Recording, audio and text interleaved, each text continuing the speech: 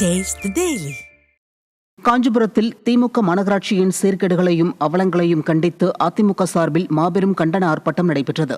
இதில் கழக நிர்வாகிகள் ஏராளமானோர் பங்கேற்று விடியா ஸ்டாலின் அரசுக்கு எதிராக கண்டன முழக்கங்களை எழுப்பினர்.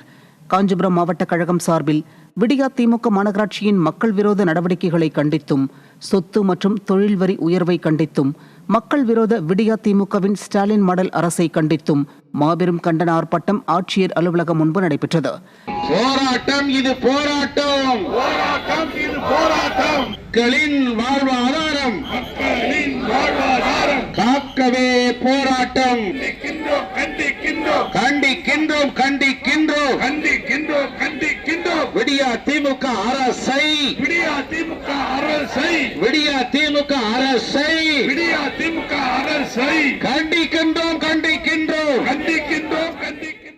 முன்னாள் அமைச்சர்கள் முனைவர் வைகை செல்வன் தலைமையில் வி சோமசுந்தரம் முன்னிலையில் நடைபெற்ற இந்த ஆர்ப்பாட்டத்தில் கழக அமைப்பு செயலாளர்கள் வாலாஜாபாத் பா கணேசன், மைத்திலி திருநாவுக்கரசு உள்ளிட்ட 1000க்கும் மேற்பட்ட நிர்வாகிகளும் தொண்டர்களும் பொதுமக்களும் கலந்து கொண்டனர்.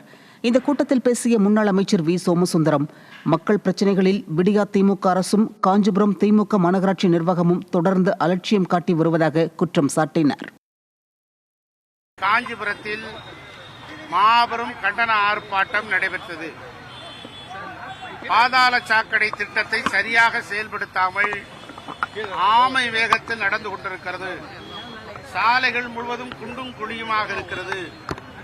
மற்றும் சாலைகளில் சாக்கடை தண்ணீர் ஆறாக பிடுக்கெடுத்து ஓடுகிறது.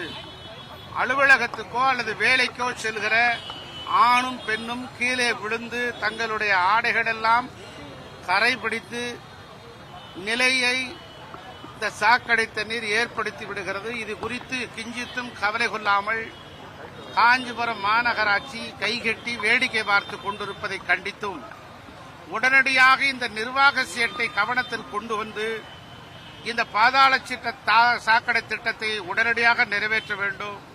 சாக்கடை தண்ணீர் ஆறாக ஓடுவதை தடுத்து நிறுத்த வேண்டும். மக்களை பாதிக்கின்ற இந்த விஷயத்தை மக்களை பாதுகாத்து உடனடியாக இந்த நிர்வாக சீர்கேட்டை தடுக்க வேண்டும்.